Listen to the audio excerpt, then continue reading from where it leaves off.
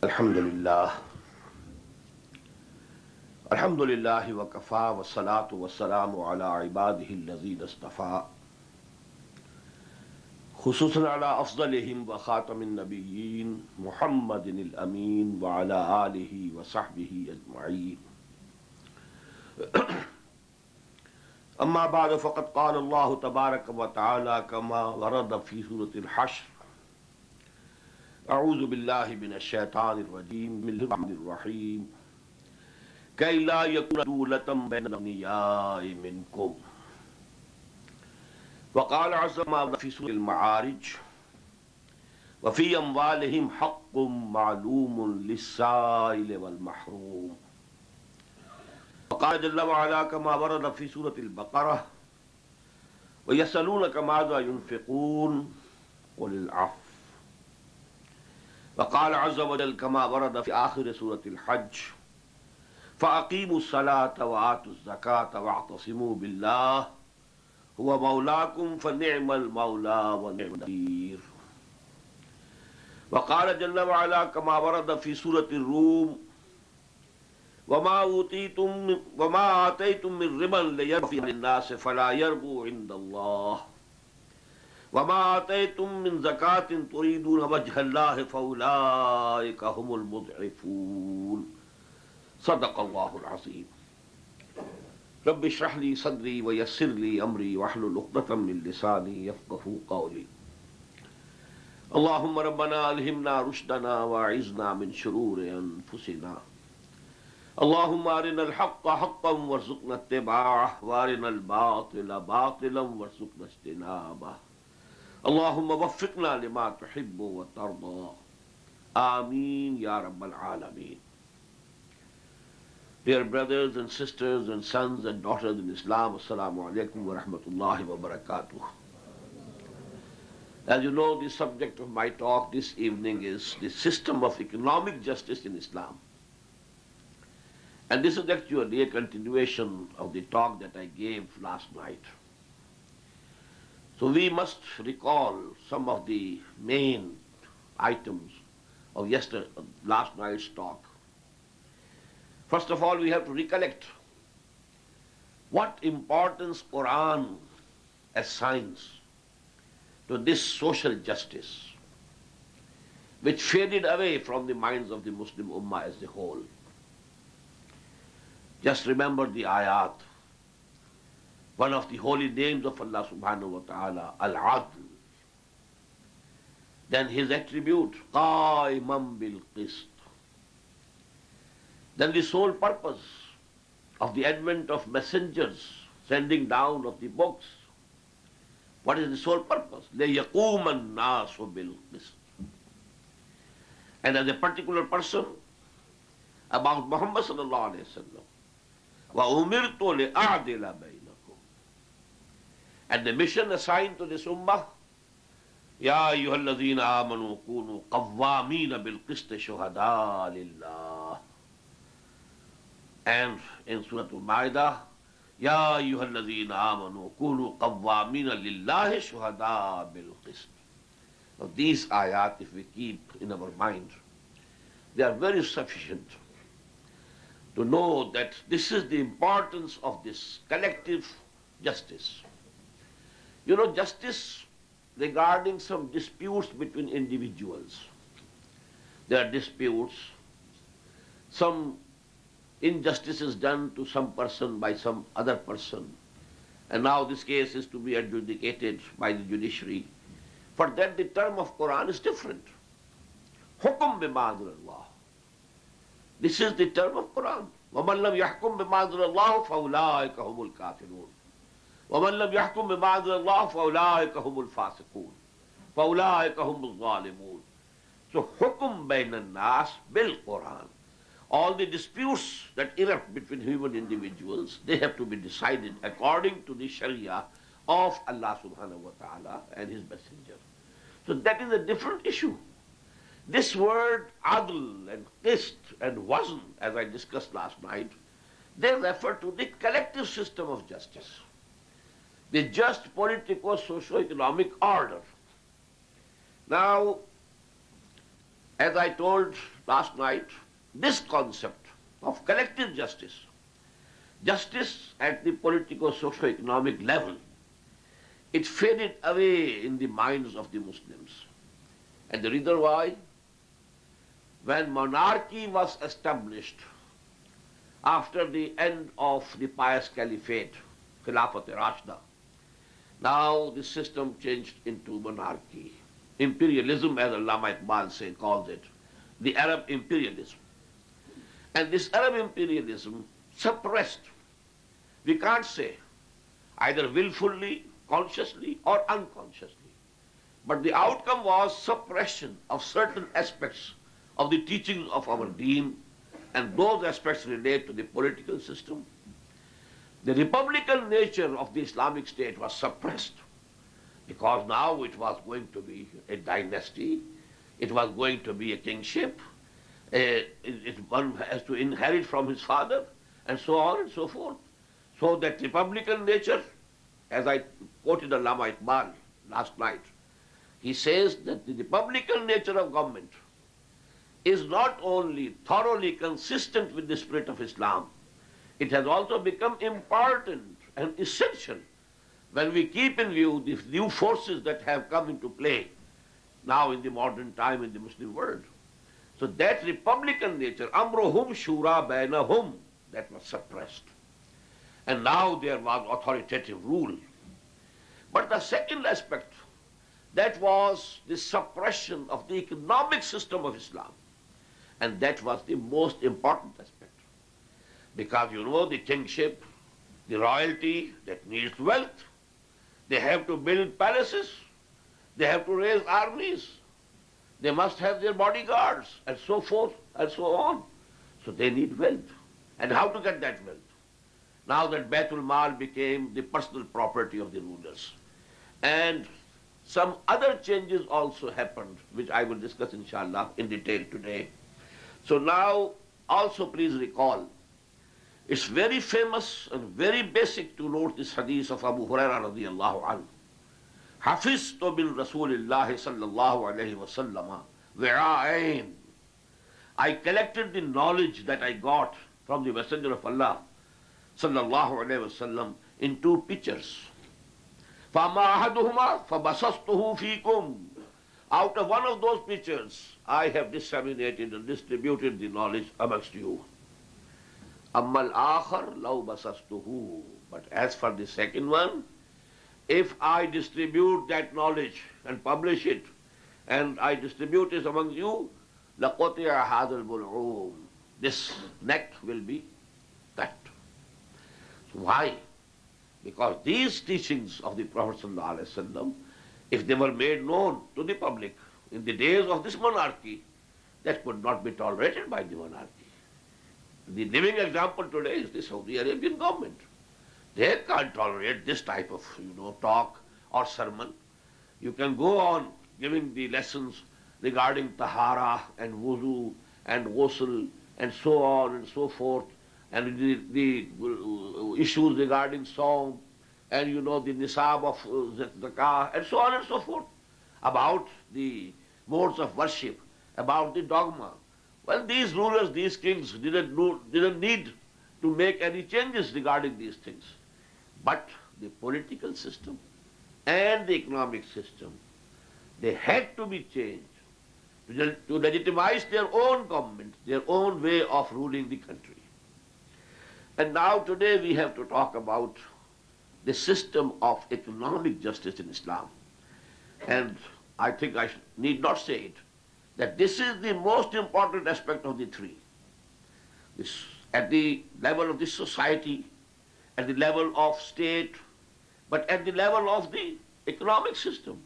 Because this is the most important issue for humanity and mankind during these modern times. As they say, man has now become an economic animal. The biggest problem. And the state policies, they are governed by these issues, economic issues, issues of trade, these fiscal matters. The superpowers, they are, their policies are dictated by these things. So This is, I think, the most important aspect of the social justice of Islam. Now, the real beauty of this system and the main goal that Allah subhanahu wa ta'ala has given us, I recited that part of the ayah from Surah Al-Hashr in the very beginning. Allah says, كَيْ لَا يَكُونَ دُولَةً بَيْنَ الْأَغْنِيَاءِ مِنْكُمْ. This is the statement of objective resolution. What we are aiming at, it should not happen that the wealth remains circulating among the rich people of this society. There should be a more equitable distribution.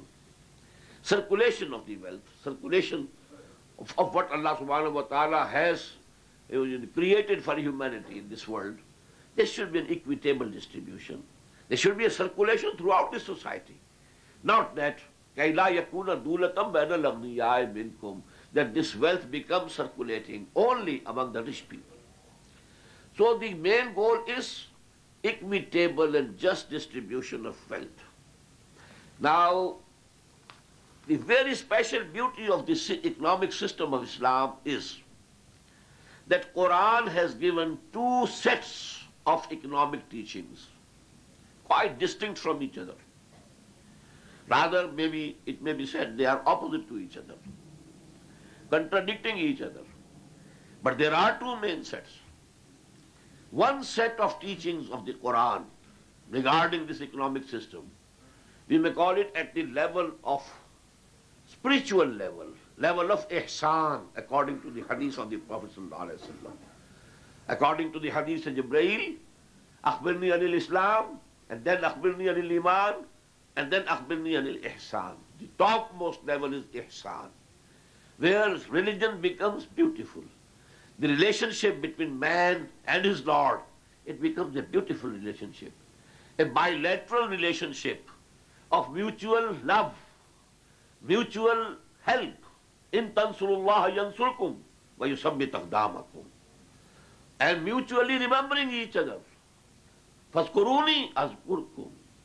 Mutually coming together, nearer to each other. If you come to me walking, I will come to you running. If you remember me in your heart, I remember you in my heart.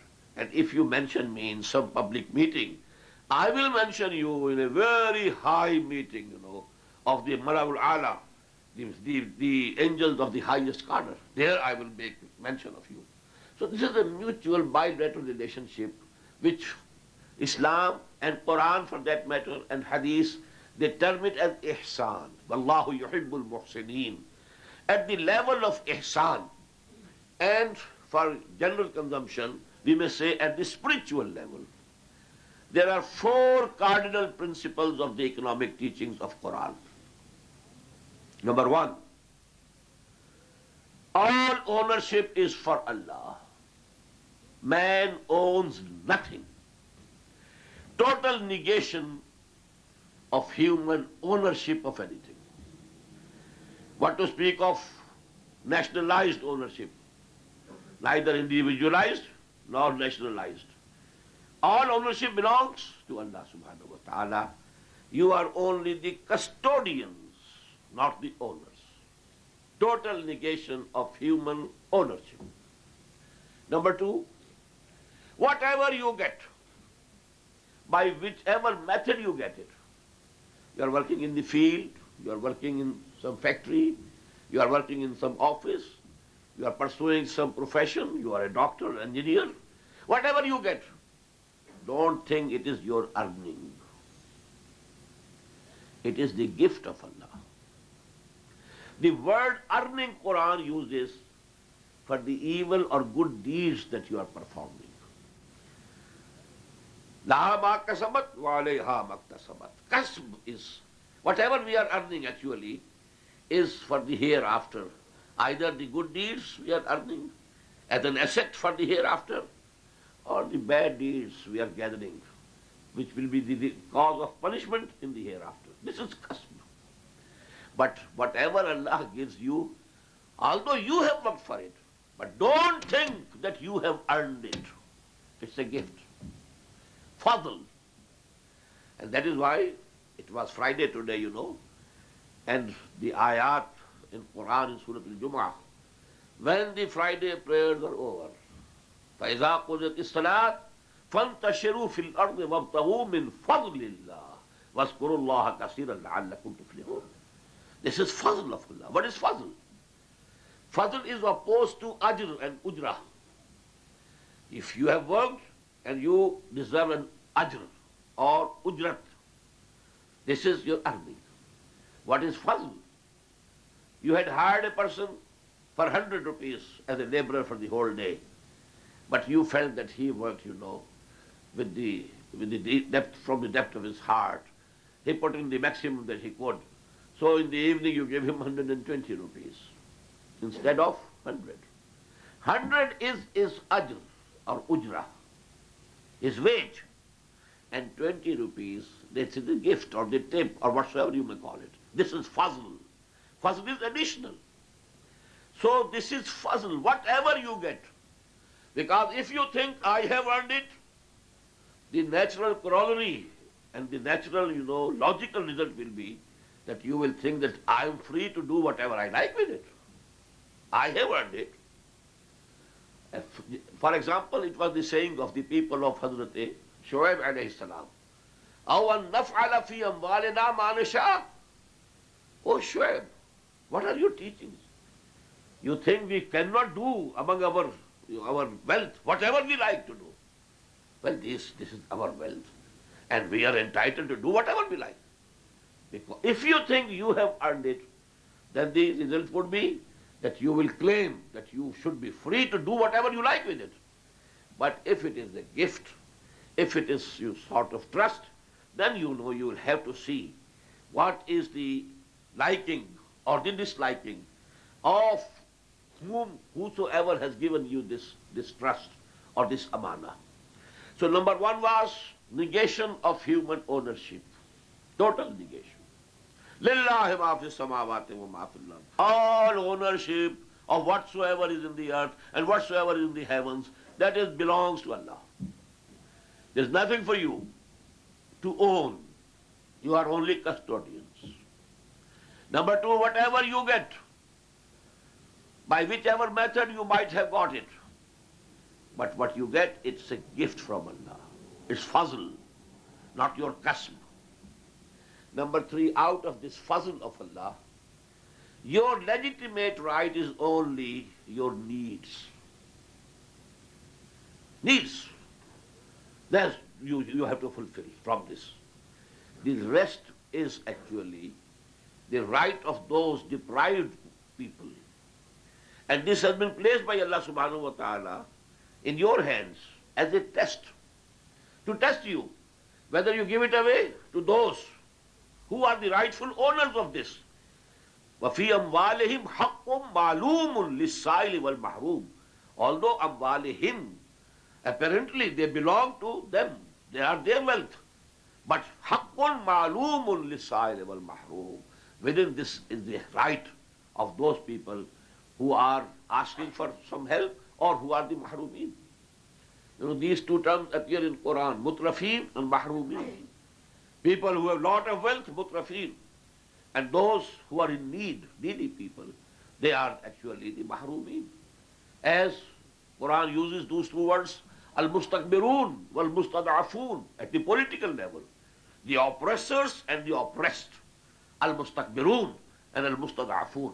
Now we have to obliterate this division of human society, division between al-mustakbirun and al-mustad'afun at the political level.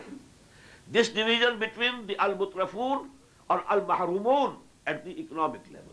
So that is the goal of the Islamic system of social justice. Number four, whatever is surplus with you, you have to give it away.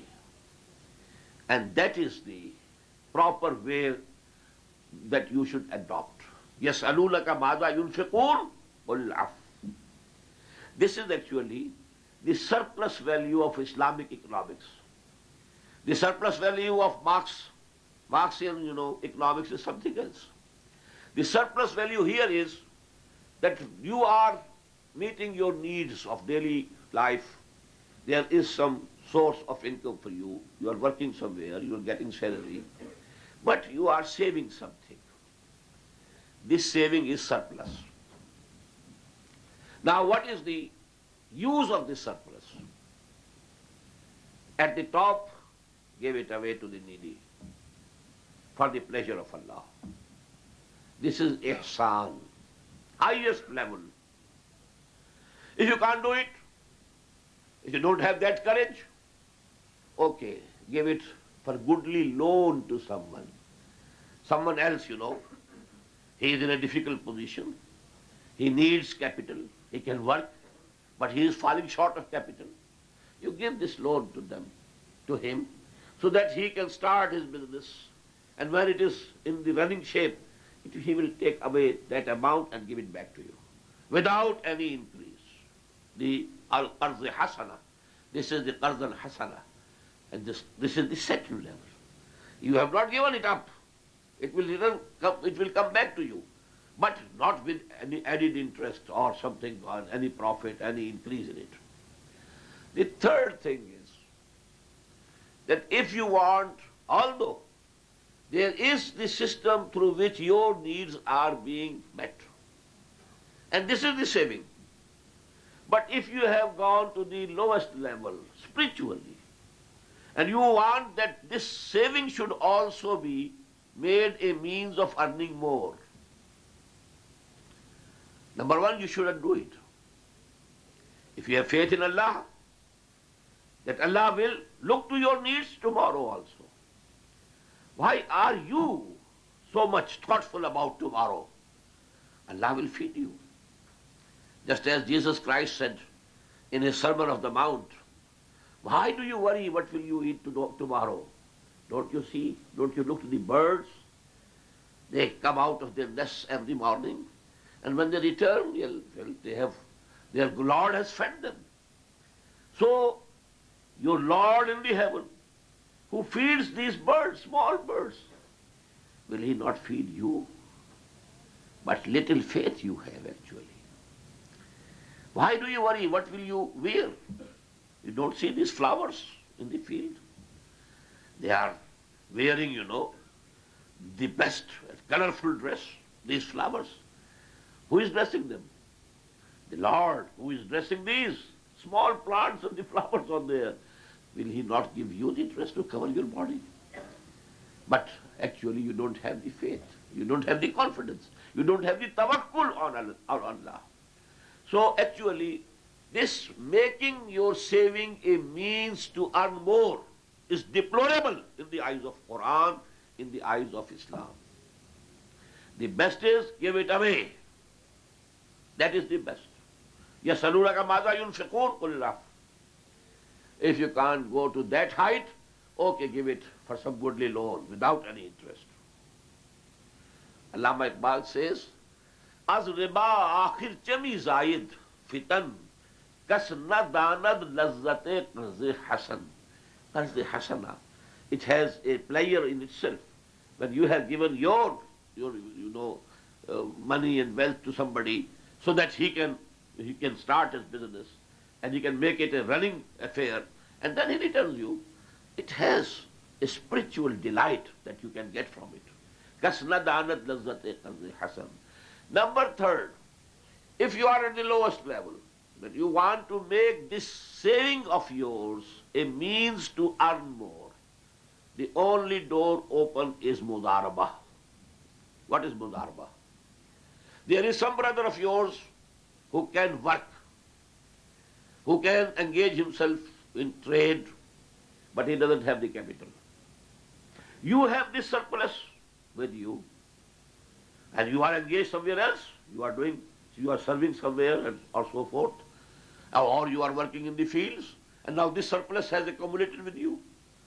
So now you give it to that person. In this muzaraba, the essential condition is that if there is loss, it will be borne exclusively by you, not the worker. The worker will have the protection. The loss will have to be incurred by the capital. But if there is some gain, some profits, you can distribute. You can get some part of that profit. This is muzarba. Now, if you sink to a lower level, this is ahramul haram, the biggest haram in Islam, that is riba. You want to make this surplus a means to attract more money without working. And you want that money should make money. And this riba or interest, there's nothing more haram in Islam. In the dogma, shirk. Inna Allah la yaghfiru yushraka bih wa yaghfiru ma duna dhalika liman yasha. But in actual deeds and actions, this interest, this riba, is the biggest haram.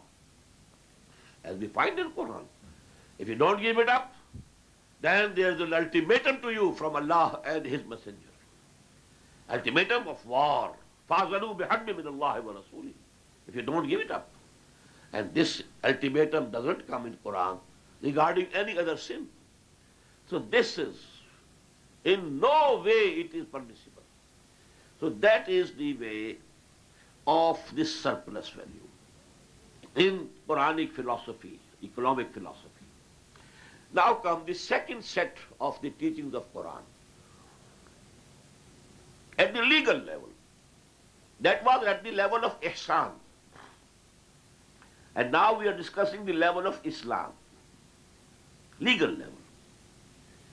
At the legal level, the economic teachings of Quran can be interpreted as a capitalistic system, but controlled capitalism and internally managed capitalism.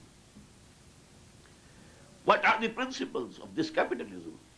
As you know, as I said in the Juma sermon also today, these people, you know, in the West, they are rejoicing, boasting. The death of communism has proved that our system is the best. This is closest to human nature. There is no higher up, no system better than this. It has been proved once for all. They are very happy. But actually, this system, this capitalism, because it keeps in view certain weaknesses of human nature. What happened in communism? Those weaknesses of human nature. Now let me explain here, human nature, because in English I have only one word, nature. But in Arabic, we have two. Fitrah, nature. Fitrat, which we call in Urdu fitrat, fitrah. And the khilqat, khilqa. One aspect of our nature is the nature of the animal being of man. The animal aspect of our existence. We can call it khilqat. In Persian, sarisht. But fitrah, nature, that is pertaining to the spirit, to the spiritual existence of human being. So when I use the word nature, it is meaning khilqat. And Quran itself says, as regards the spiritual aspect of human being, it is higher than the highest. وَالتِّينِ وَالزَّيْتُونِ وَطُورِ سِينِينَ وَهَذَا الْبَلَدِ الْأَمِينَ لَقَدْ خَلَقْنَا الْإِنسَانَ فِي أَحْسَنِ تَقْوِيمٍ. Ahsan, superlative degree, ahsan taqweem. Higher than the highest. Higher than the angels. All the angels were made to prostrate before Adam alayhi salatu wasalam. All of them. فَسَجَدَ الْمَلَائِكَةُ كُلُّهُمْ أَجْمَعُونَ. No exception among the angels. That Iblis was not an angel, he was from the jinns. كَانَ مِنَ الْجِنِّ فَفَسَقَ عَنْ أَمْرِ رَبِّهِ. We have it in Surah Al-Kahf. So this aspect is higher than the highest. But then ثُمَّ رَدَدْنَاهُ أَسْفَلَ سَافِلِينَ. Lower than the lowest. And this is our animal aspect. Lower than the lowest. And this khilqat, Quran says, خُلِقَ الْإِنسَانُ ضَعِيفًا. Man has been created weak. There are aspects of weakness in his creation. This creation, this animal aspect of our creation. خُلِقَ الْإِنسَانُ مِنْ عَجَلٍ. Man has been created out of, hastiness. You want everything should happen, immediately. with haste. And this is inherent in the animal nature or the basal nature of the human beings. So these are some aspects of the basal nature of human being, that if you own something, you will try to make it better and better, to develop it, so that, and you will work hard. If you feel this is my shop, I am the owner, I'll work. And if I work harder and harder, I will earn more and more. And then I'll possess it. It will be my wealth. Now you will work harder and harder and harder. But when in communism it was accepted that all means of production are taken away from individual ownership, private ownership, it's all nationalized. You work and you will get what you need. Now why should I work harder? Why should I, keep awake during the night? What happened to our industries in Pakistan after nationalization? In Bhutto era, what happened? Everything was destroyed. Why? Because if one is the owner of that mill or factory, and he knows that there is something wrong with that machine and the factory will not be able to work tomorrow, and the labor will come, the overhead will be charged, but there will be no outcome. So he will keep awake the whole night and will get the repair done so that the machine can work tomorrow morning. But if you are the manager, Saab, well, you will sleep, go to sleep. What do you? If it doesn't work tomorrow, let it be. That is why all the industries, went to dogs and they were shattered. And that is what happened to communism. When this personal ownership went away, the incentive to work more went away. To work harder to improve your products went away. Production decreased, and that became the reason of the fall of communism. The wheat growing area in the USSR was much, much more than the area here in USA. But USA was exporting, they were importing. Why? Why the people should work over there? So now Islam at the legal level, now, it retains all these things. Private ownership. You can own a factory, you can own a field, a farm, you can own a shop, you are the owner. Work, go ahead, work harder and harder. Then the incentive to work is there. Then competition.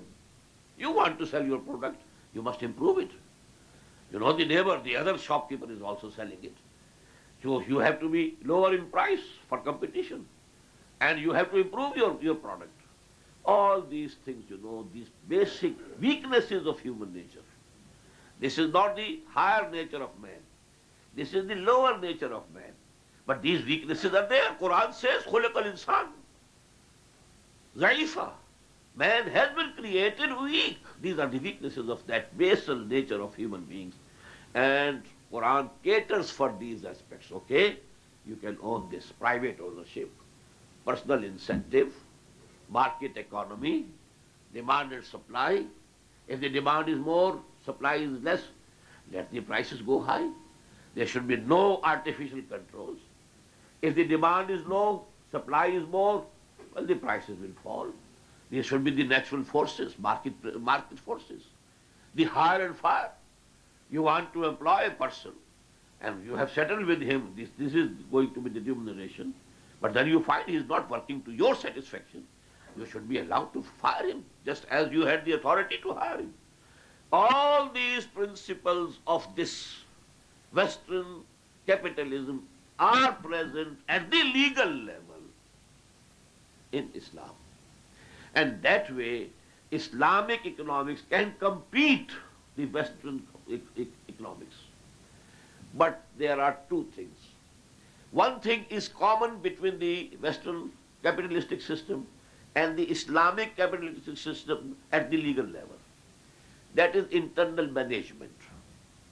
When there is free economy, free competition, the inevitable result is that some people will go ahead, some will remain behind. So there must be some arrangement of feedback. The gap between the haves and the have-nots, the gap between those who have crossed that limit. And Quran, Islam has given a fixed limit, nisab, which we call. People who are above this nisab, they become the donors. Who are below that, they become the recipients. And a feedback, so that this gap doesn't increase. This system has been adopted, and this is called the internal management of capitalism. You have welfare over here, the unemployment allowance in England, the welfare in the Scandinavian countries, highest level of welfare you find in the Scandinavian countries. So, but this is the internal management of capitalism. We have that internal management of capitalism through zakat. But there are two very fundamental differences between these. Zakat on the one hand and this welfare system of the West on the other hand, I will discuss later. But this is common, so to say, essentially, basically it is common. That at the legal level, Islamic teachings regarding economic system, they resemble capitalism. They have all the positive points of capitalism. The private ownership, the personal incentive, the market forces, the hire and fire and these departments, everything is there. But internal management, which is common between the West and Islam, although there is a world of difference between the two, but essentially this is common. But the thing which is exclusive in Islam is the control of capitalism. So that capital should come in play.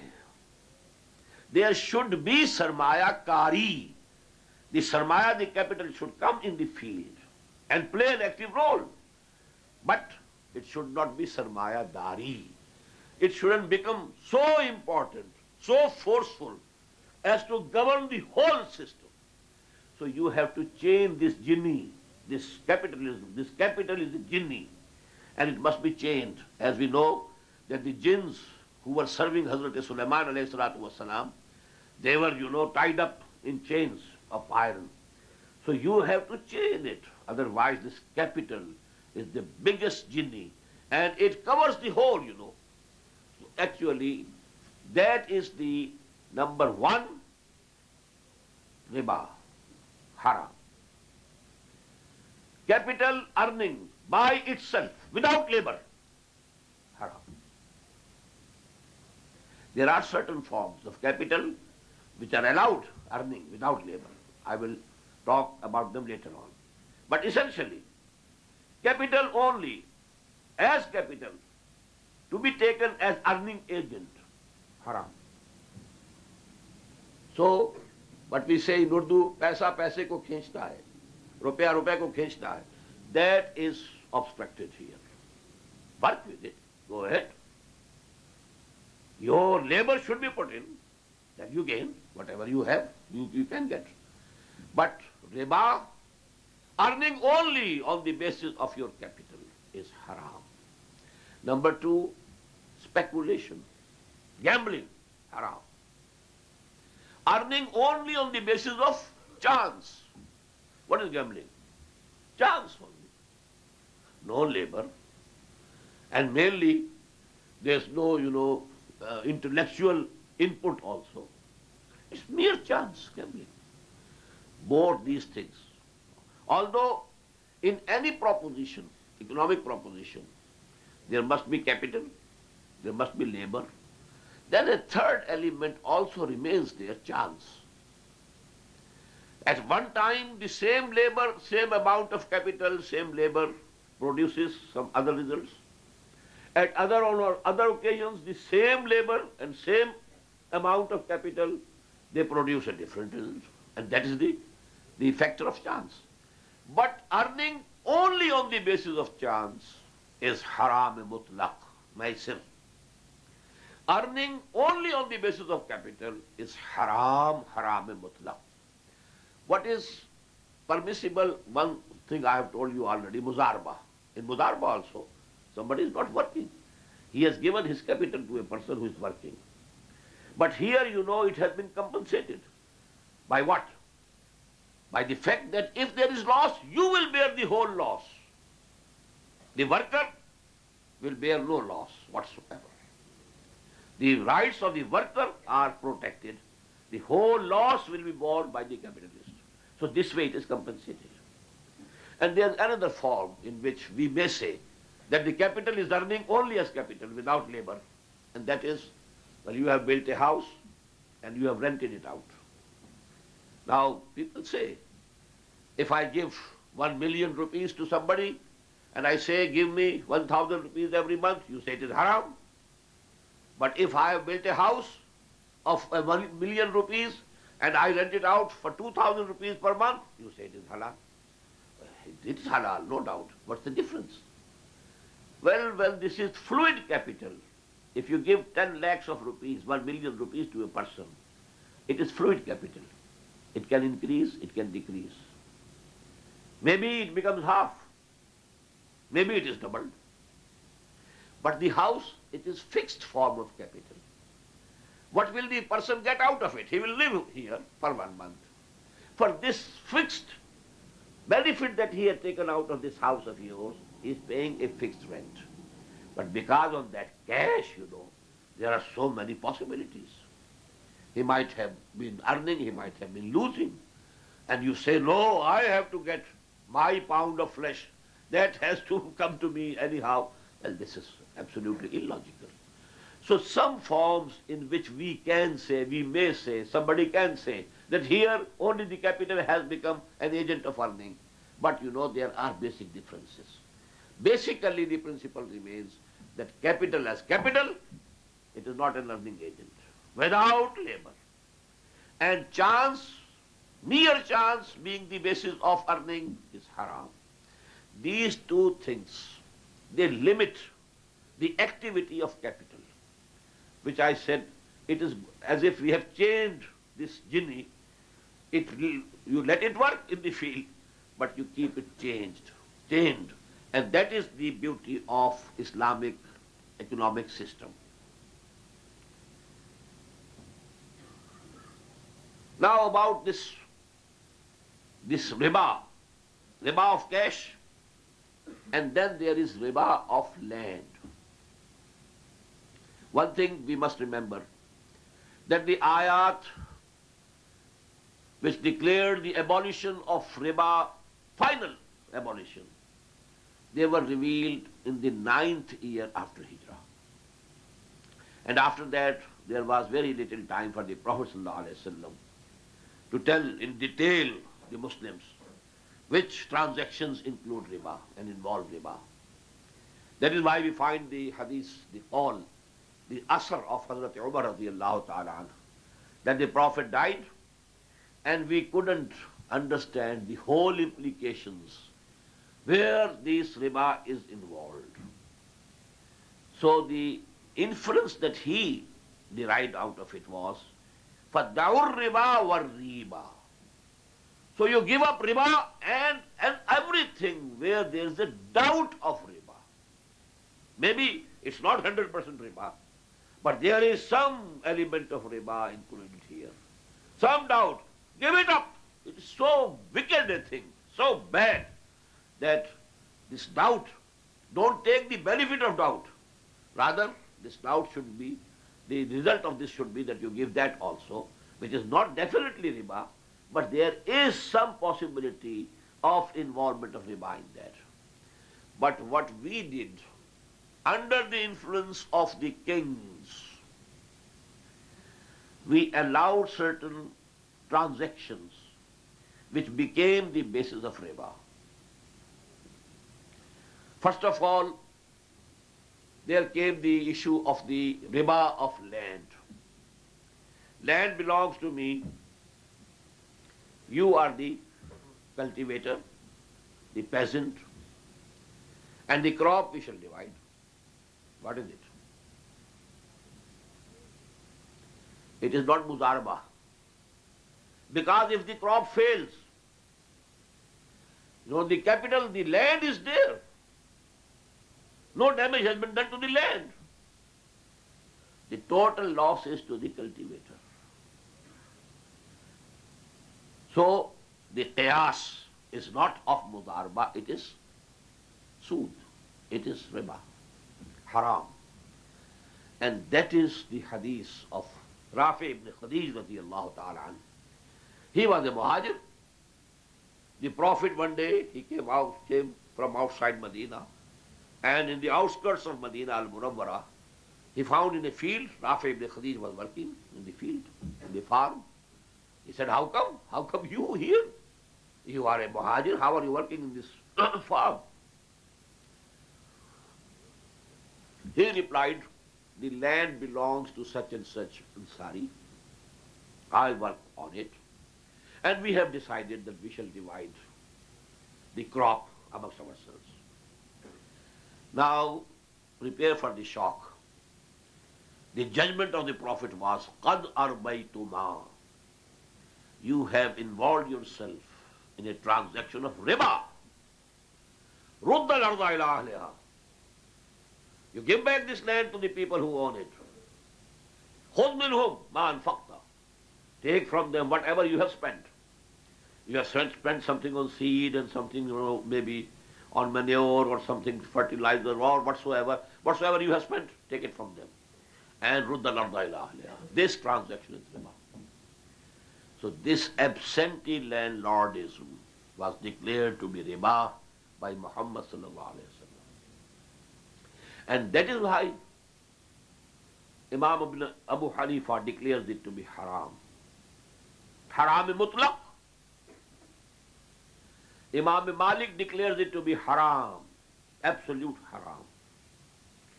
Imam Shafi'i rahimahullah, he softened his position a bit. He said that it is haram in the open field, open farm. But if there is some cultivation in a garden, well, there it can be, sharecropping can be, or crop sharing can be done. Then Imam Ahmed ibn Hanbal gave a decree that it is halal, it is permissible. And on the other hand, the two disciples of Imam Abu Hanifa, Qazi Abu Yusuf or Imam Muhammad, rahimahumullah, they gave the decree that this muzara is halal. After, prescribing some conditions. Seed should be provided by the owner of the land so that if the crop is destroyed, he also sustains some loss. So these are the additional conditions that they have laid down. But essentially they decreed and they gave the fatwa that this is halal. Why it happened, I will discuss later. The reason why, we shall have to understand. What happened? What happened when the big countries, Iran, Iraq, Sham, and Egypt, and they go to constitute, as you know, what we call the fertile crescent of the Middle East. When during the caliphate of Hazrat Umar radiyallahu ta'ala anhu, when these countries were conquered by the Muslims, the question arose, what about the lands of these countries? The people who are living in these countries. Some of the Sahaba, they said, they are all Male Ghanima. And the rule of Male Ghanima, Ghanaim, that is, the decree of Allah subhanahu wa ta'ala is in Surah Al-Anfal. 1/5 can be retained for the treasury, for the state. 4/5 have to be distributed among the people who fought. So they claim, now divide all these countries, these lands between us. The biggest feudal system of the human history would have started. Only a few thousand Muslims. It was a miracle, these conquests. A few thousand Muslims. They conquered Iran and Iraq and Sham and Egypt. They were not in lakhs or 100,000s, or millions.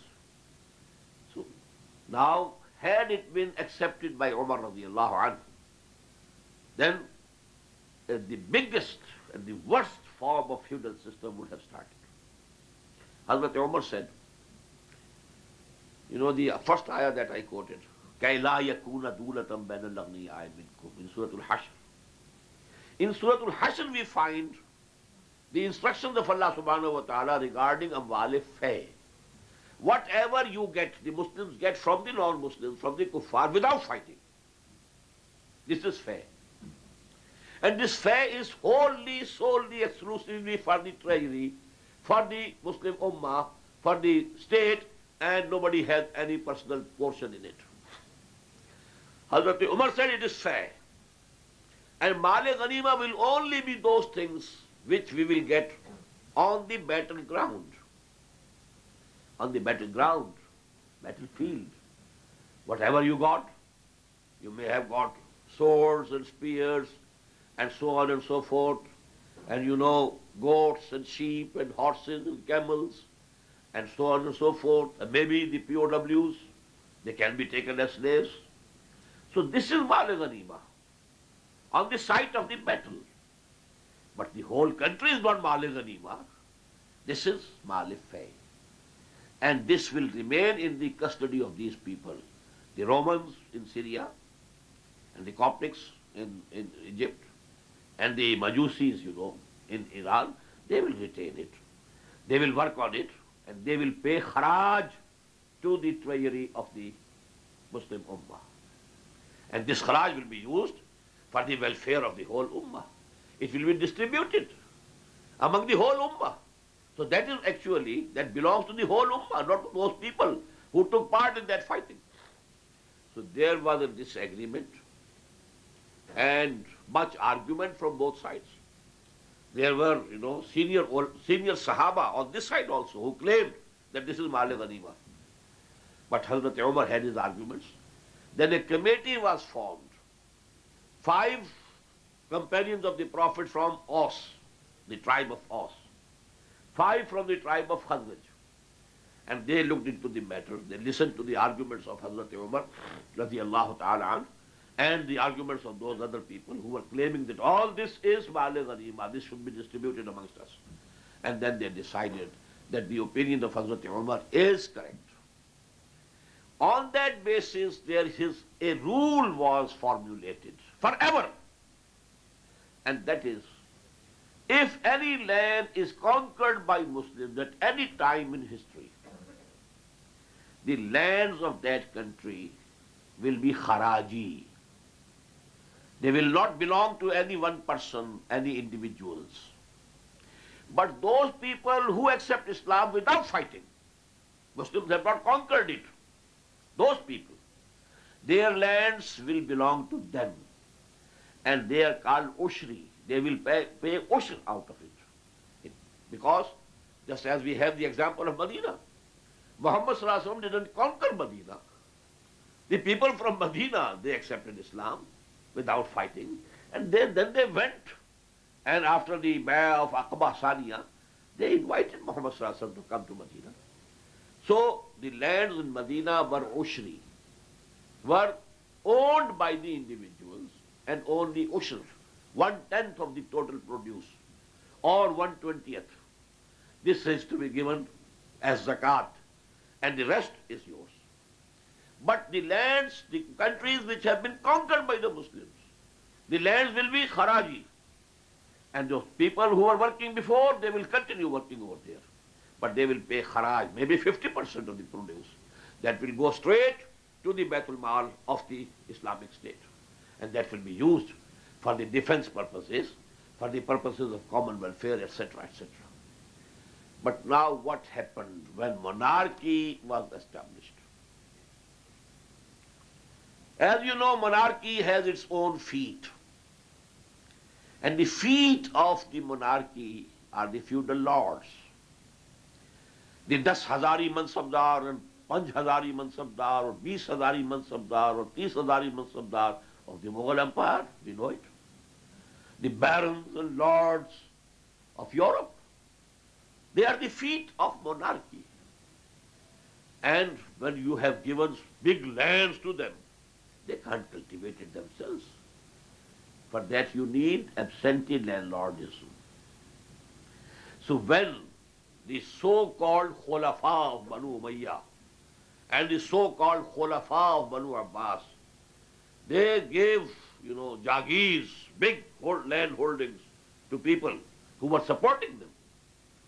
Now it was the need of the time that the absentee landlordism and muzara and crop sharing should be declared as permissible. That was the dictate of the time. That was the rule of necessity. Just we have in Pakistan, when martial law is established, what can the judiciary do? What can the Supreme Court do? Except saying that please, in 90 days, please, you go back. But these 90 days can become 900 days, 9,000 days. What can the judiciary do when they have come? Just as Justice Rustam Kiani, when the first martial law was established in Pakistan by Ayub Khan, and there was very silence and fear in the atmosphere, in the air, and nobody dared to speak anything. But the first person who started speaking something was Justice Rustam Kiani. And at one speech he said, misfortunes never come alone, but this time they have come in battalions. So this is how, the atmosphere opened up, that people started saying something. So when army comes, what can the judiciary do? When the kingship was established, what could the fuqaha do? Except to legitimize it, lessening the evil side of it as much as is possible. And that is what Qazi Abu Yusuf Imam Muhammad said. They added conditions. The seed should also be given by the landowner, landlord. So these are the additional conditions. So whatever they could do, they did with the best of intentions. But this system now that was accepted by the Muslim Ummah, as if honey and Maria, it is halal, absolutely halal.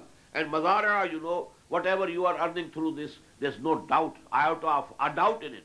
No, it is wrong. Imam Abu Hanifa says it is haram-e-mutlaq. Imam Malik says it is haram-e-mutlaq. And this is the biggest problem in Pakistan today, this feudalism.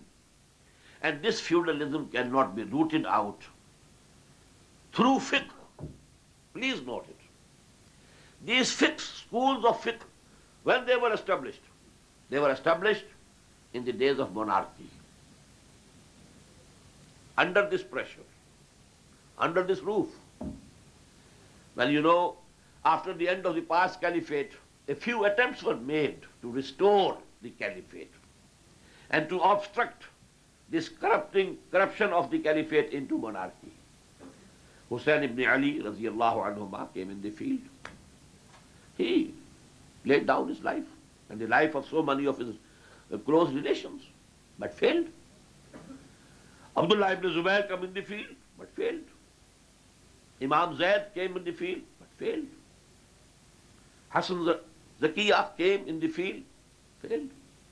Then it was decided we have to live under this roof. There's no alternative. This will remain now. We have to accommodate ourselves, keeping in view that this roof is going to be here. Under that, these things have to be accommodated. So the fiqh that was edited under those conditions, and they legitimize all these things, like Jagirdari and Zamindari and so on and so forth. What happened in Pakistan is more sad. We have a very big authority of the last century, Qazi Sanaullah Panipati rahimahullah. He was a mufassir, muhaddis, faqih, mufti, qazi, and a murshid. He was the khalifa of a very big murshid. And he wrote a book, Ma la Buddha minhu. The absolutely inevitable knowledge about fiqh that every Muslim should possess. Ma la Buddha minhu. Inescapable. This much amount of fiqh every Muslim must know. And this book is taught even today in nearly all the Hanafi schools and madrasas, whether they are of Brelvi school of thought or of Deobandi school of thought. This Ma la Buddha minhu is a part of the curriculum. In that book, Qazi Sanaullah Panipati has clearly said that throughout India, there are no ushri lands whatsoever. all are kharaji. Therefore, I am not putting here the details of the rules of Ushr. Why? Why to burden the minds of these pupils and the students when they are not applicable? The rules of Ushr, because there is no Ushri land here. It's all kharaji land. But Maulana Mufti Muhammad Shafi, he wrote a book and he said, no, Pakistan's lands are Ushri. What does it mean? Ushri Zameen, Ushri land is owned by the person. And you cannot take anything from a person who is the rightful owner. Either you buy it from him, or he gives it as a gift, voluntary gift. You can't take it forcibly.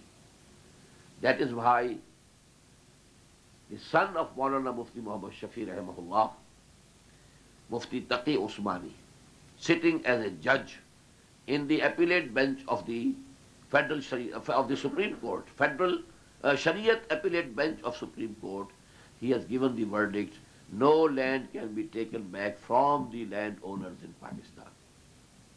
And it has closed the doors permanently for any further land reforms, as if this system of Jagirdari had been granted, a certificate, permanent certificate that it will remain here. You can't take from them. They are the owners. And this is based on this mistake, primary mistake. These lands are kharaji, and kharaji are not owned by any person. It was an arrangement which was made during the Mughal period, or then an arrangement came during the British period. Well, whatsoever they have done, okay. But now we can have an absolutely new land settlement in Pakistan on the basis of the ijtihad of Hazrat Umar radiallahu ta'ala, that these lands which were conquered by the Muslims, they belong to the Muslim Ummah as a whole. They are not the personal property of any individuals. These are kharaji land. And if they are kharaji, we can have an absolutely new settlement of land in Pakistan. But this cannot be done through fiqh. You will have to rise above fiqh. For that, a total revolution is necessary. Whatever is going on in Pakistan up till now, we have some progress in the constitution. First of all, there was the objective resolution passed on 12th of March 1949. Well, it was a miracle. In the era when secularism is the order of the day, throughout the world, secularism, and the representative assembly of more than 100 million people, they say, we wash our hands off the claim to sovereignty. Sovereignty belongs to God. All the authority that we have is a sacred trust in our hands. And this authority can be used only within the limits prescribed by the real sovereign. This is La ilaha illallah at the political level. Then there was in 1973 constitution, no legislation can be done here repugnant to the Quran and the Sunnah. Now, after that, Ziaul Haq, he established the Federal Shariat Court. But there were lacunae. These all things were, without any real, actual effect and influence. They were not effective. Now, Nawaz Sharif has come with an amendment. And that is, Quran and Sunnah are to be declared as the supreme law of Pakistan. But to this amendment, he has added certain things which are objectionable. So that is a controversy going in Pakistan.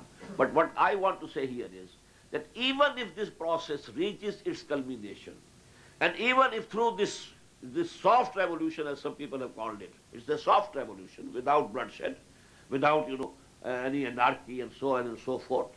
So this is the soft revolution which will happen if this process reaches its completion.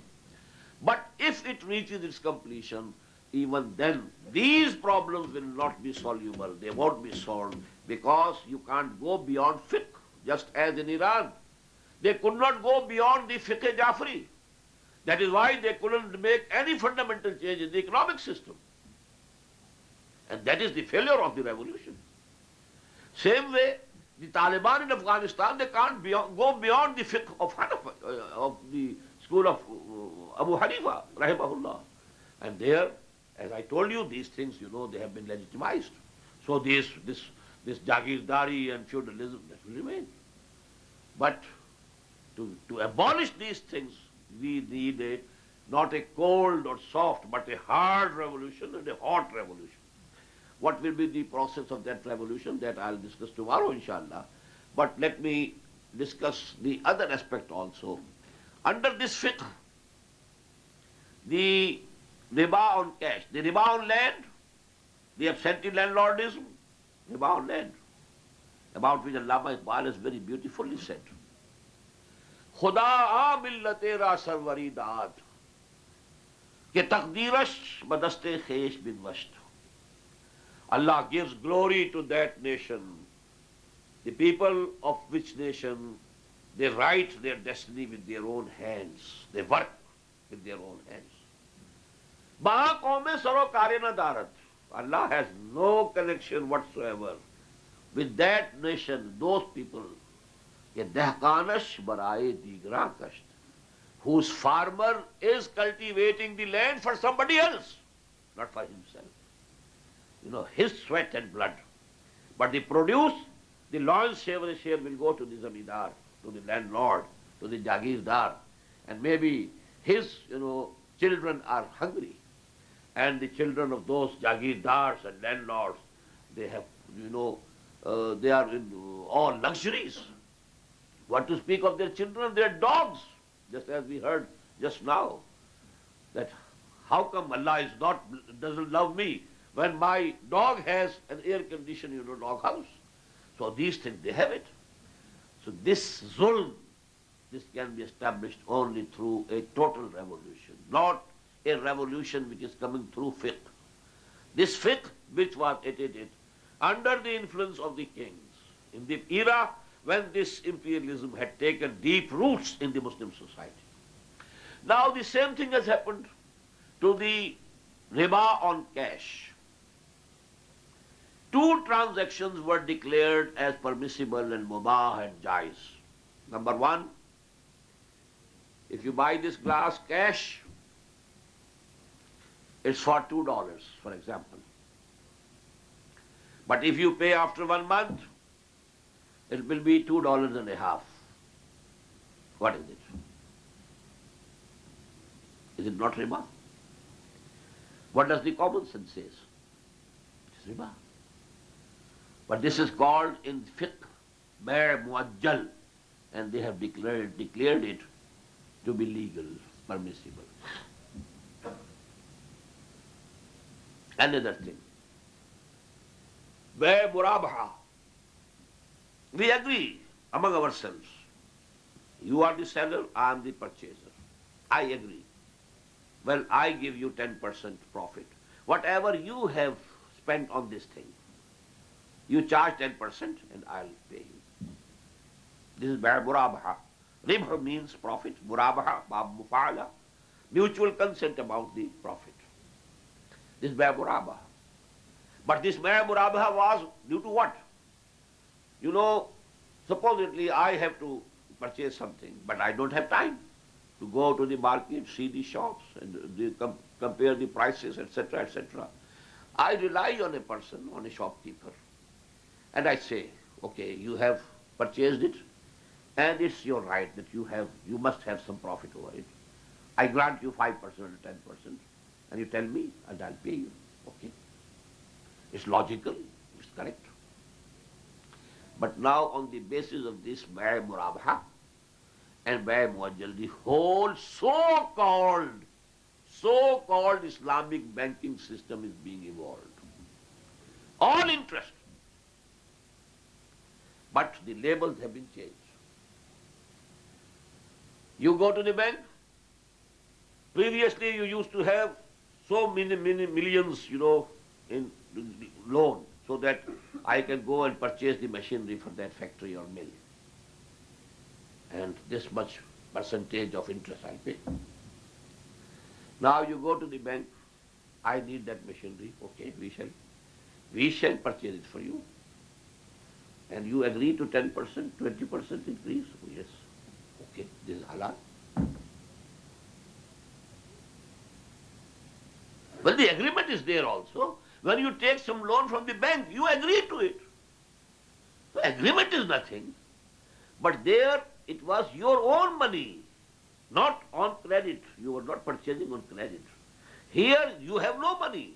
The money is being used of the bank. The bank is purchasing it out of its own money. And now you will have to pay, and you will have to add so many percent to this. And this is interest. Only you have changed the names and nothing else. This whole banking system, the so-called Islamic banking system, is based on these two propositions of Bai' Muajjal and Bai' Murabaha. To eradicate this riba from the total economic system, you need a revolution, a total revolution, which can revolutionize the settlement of land also, which has to revolutionize the thinking attitudes also, the values of the people also. The thinking and the value structure of the people must be changed. And then only a total revolution can be brought about. And then not only this way of thinking has to be changed, but people should be ready to lay down their lives, to sacrifice everything. And then a total revolution is brought about. And then you can eradicate this riba, whole and soul, 100% eradication. Without this, it is only labeling, differently. This is profit and loss account. What is profit and loss account? Nothing but riba. This is markup. What is markup? Nothing but riba. What are these, sale on installments? Nothing but riba. Rather, the percentage of riba in these propositions is more than the normal rate of interest of the banks. This is what is happening actually. So, till such time that these practices are going on, the dream of social justice at economic level is impossible. The division of the society between the haves and the have-nots will remain there. The richer will grow richer and richer, and the poor will grow poorer and poorer. At the global level, what is happening? IMF and World Bank, and it's only 225 years old story. Even Europe, riba and interest was haram before 1778. The Jews got the permission of this interest for the first time in 1778. But within 100 years, they had, entangled the whole of the European powers in the tentacles, within the tentacles of this system of riba. To which, Allama Iqbal, when he visited Europe in 1905 to 1908, and then the observation was so acute and deep that he said, Farang ki rage jahan panjaye Yahood mein hai. And it was due to this interest, the system of banking, and nothing else. The Rothschilds and all these big houses of money lenders, they are controlling the fate of humanity. They are controlling their sole supreme power on earth. It's a tool in their hands, nothing more than a tool. And whosoever, he might be the president or something else, whosoever refuses to play on their tune, he is reduced to non-entity in no time. He will go. And that is this system, Zalimana Istihsali, the most exploitative system, the most repressive system, today is coming to humanity at this economic level, through this interest and speculations. What is happening to the stock market? Speculations. Only one lever, one jerk of a lever, and the stock market goes down. And billions of dollars has, flowed from Indonesia to America, or from somewhere else to Malaysia to somewhere else. And it's only one jerk, nothing else.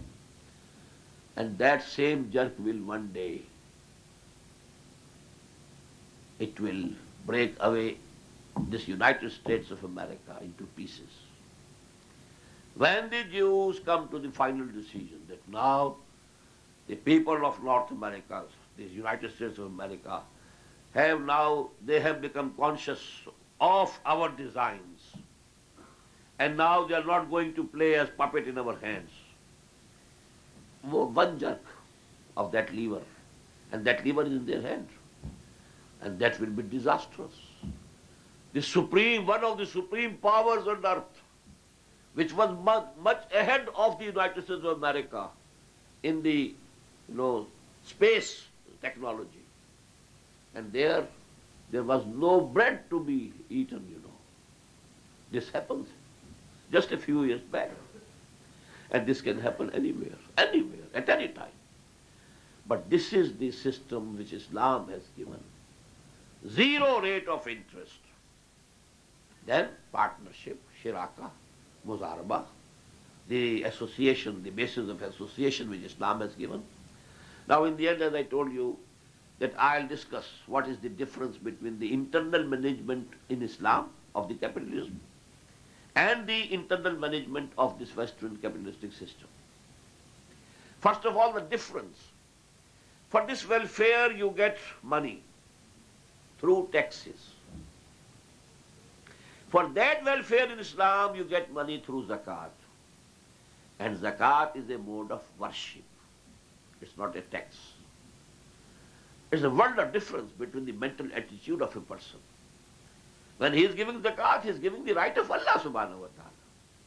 It's not due to the force of some state and some legislation and some government which has fixed the rate. And that is why it must be understood that the rate and shara of zakat should remain the same as decided by the Prophet. Because it is a mode of worship. It's an ibadah, not a tax. Just as we know the hadith, Sallu kama ra'aytumuni usalli. When you have to pray, you pray as you find me praying. You see me praying. So you have to pray like that. So ibadah is something else and tax is something else.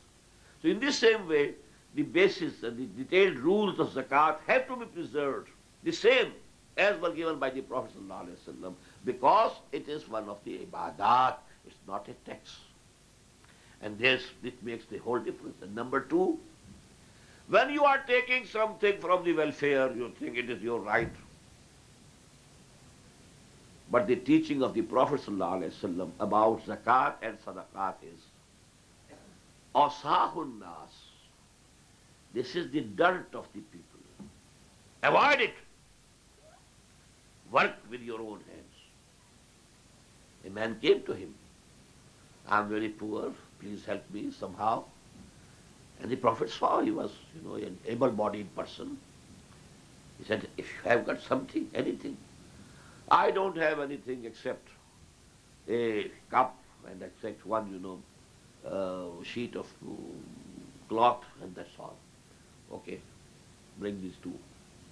They were auctioned among the Sahaba. The amount that was received, half of it the Prophet gave to him. Give it to your family. They are ration for today.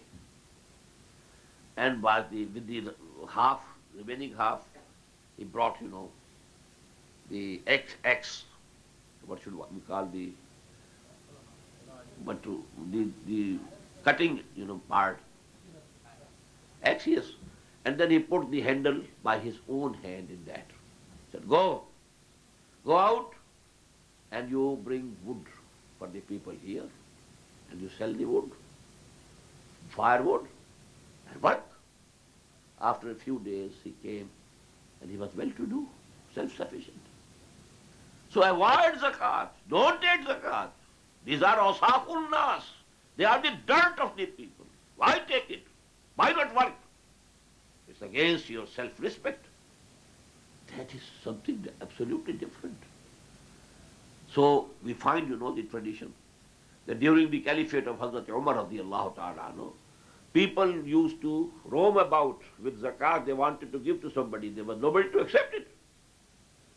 Primarily the reason was that this zakat was distributed mainly by the government itself, by the state.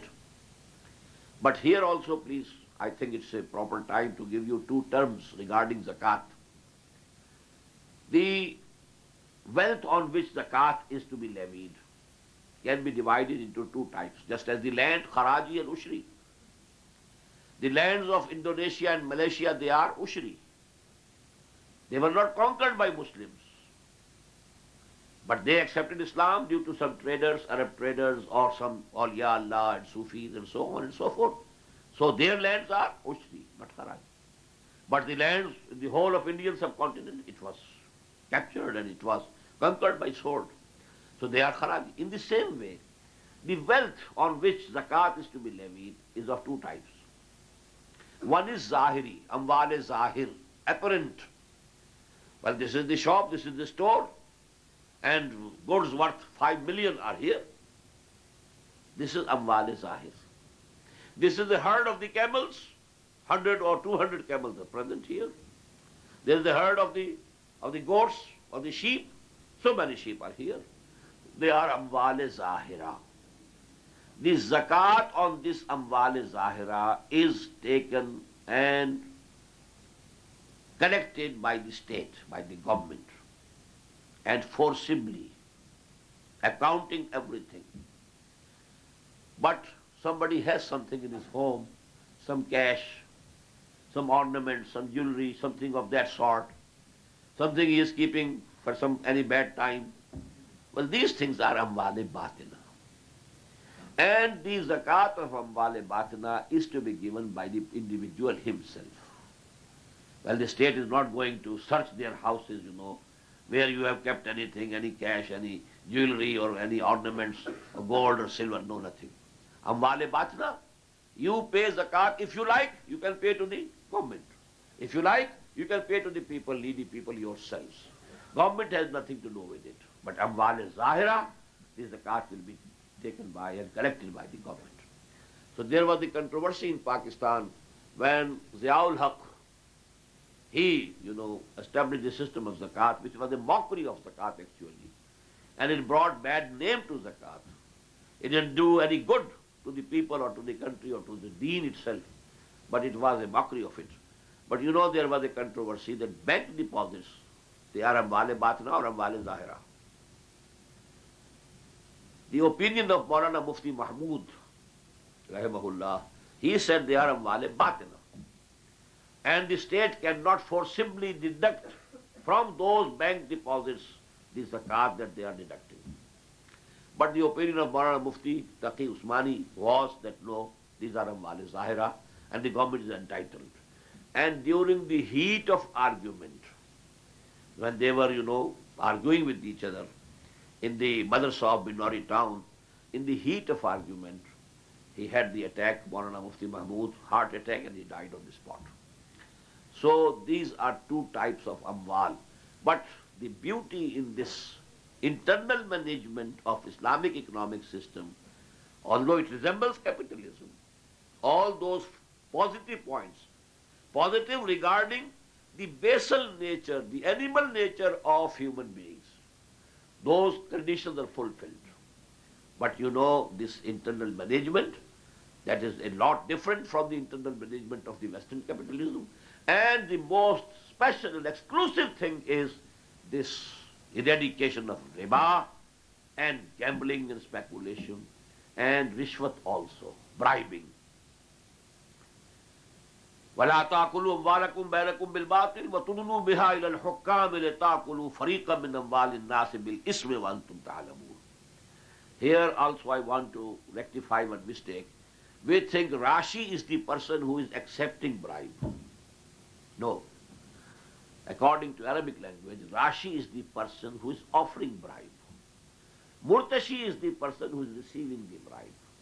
The person who is giving the bribe and offering the bribe, actually, he is more to blame. He is trying to corrupt that official to get some gains out of it. So this is also haram. So these are the basic principles of economic justice. The goal is كَيْ لَا يَكُونَ دُولَةً بَيْنَ الْأَغْنِيَاءِ مِنْكُمْ. And the other way, Allama Iqbal has enunciated, کَسْ نَ بَاشَدْ دَرْ جَهاں مُحْتَاجِ کَسْ نُقْتَئِ شَرْعِ مُبِينِ نَسْتُ بَسْ. No individual should have to ask any other individual for his need. کَسْ نَ بَاشَدْ دَرْ جَهاں مُحْتَاجِ کَسْ. Because it is the duty of the state, the system of caliphate, to underwrite all the basic necessities of the citizens. This is the duty of the state. As was enunciated by Hazrat Umar radiyallahu ta'ala anhu, that even if a dog dies of hunger in the Euphrates area or the Dajla area, Umar will be responsible on the Day of Judgment. this underwriting of the basic needs of all individuals, all human beings, all citizens, not only Muslims, even the Majusis, even the, what we call Zimmis, that was underwritten by this Islamic State. And that is, Allama Iqbal says, as I told you about absentee landlordism, about riba, he says, I find, none of the ulama, as far as I know, have that deep understanding of the wickedness of this riba and interest as Iqbal has. Because his first writing was on the economic system. He knew the importance of economics today. Az riba akhir chemi zaid fitan. From this Ummul Khabais riba, what can be born from the womb of this riba except fitna? Fitan. Kasnadanat lazzate qarze hasan. Nobody knows the pleasure and delight that you can derive from qarze hasan. You give a goodly loan to your fellow human being. Az riba ja tira, dil chu khishto sang. Due to this interest in riba, there is absolute darkness in the inner personality of people. Darkness, jatira, dark. Dil chu khishto sang. And the hearts become hard, like, these pebbles and stones and bricks. Admi darrinda be dandanu chang. And man becomes a wolf, although he doesn't have the teeth of the wolf and the paw of the wolf, but he becomes a wolf. And in the end, again, let me quote Iqbal. He says, Khaja's khune rage mazdoor sadad lale naab. Az jafaye deh khudaya, kishte dehkana kharab. Inqilab hai inqilab. The capitalist, he has distilled wine from the red blood flowing in the veins of the laborer. The wine that he is drinking in the evening, in the club, or sitting in his drawing room. Khaja as khune rage mazdoor, sazad lale naab. Wherefrom has this red wine come? From the red blood of the veins and arteries of the laborer. Az jafaye de khudaya, and due to this oppression and zulm of the landlords, landowners, jagirdars, kishte dehkana kharab. The condition of these farmers is very wicked, very bad, very worse. Inqilab, inqilab. All these conditions require and call for a total revolution. And how that total revolution can be brought about will be the subject of my talk, inshallah, tomorrow at 1:30 p.m. here at this very place. أقول قولي هذا واستغفر الله لي ولكم ولسائر المسلمين والمسلمات. If there is already Khilafah in Iran or Afghanistan, are we obliged to go there, give bay'ah and help? Or is Khilafah not the end of Islamic revolution? Khilafah would be the end of Islamic revolution, but the Islamic revolutions which have taken place in Iran and Afghanistan, there are limitations to it. In Iran, it's basically a Shia Islamic revolution. And they have established the superiority of the fiqh Jafri. In Afghanistan, the fiqh Hanafi is being established. To have a broader concept of Islam, which has the spirit of republicanism is also present in that. For that, the humanity has to wait. That time will come. And inshallah, in Pakistan, if we succeed in establishing Khilafah, it would be of that type. Whatever you have said about Islamic revolution is directly related to the struggle by men. Please throw some light regarding the responsibilities by women for Islamic revolution. Actually, there are 3 levels of the duties of Muslims, rather 4, comparable to the different parts of a three-storied building. There's the foundation, and it corresponds to Iman. This is absolutely equally common between men and women, to have Iman. Ya ayyuhallazina amanu, aminu billahi wa rasulihi. So this commandment, this imperative is for both the Muslim women and men, no difference. But then there are the four pillars of Salah and Zakah and Sawm and Hajj. But we find there starts some difference. For men, praying in the mosque. For women, in their homes. The difference has started. The social structure of Islam is showing it up. A man has to go for Hajj. But a woman, if she doesn't have a mahram to accompany her, she need not go. She can send somebody else for Hajj Badal. So there are now differences. Now when the first roof comes, da'wah, tabligh, amr bil ma'ruf, nahy anil munkar, ud'u ila sabili rabbik. Here the scope for women is limited.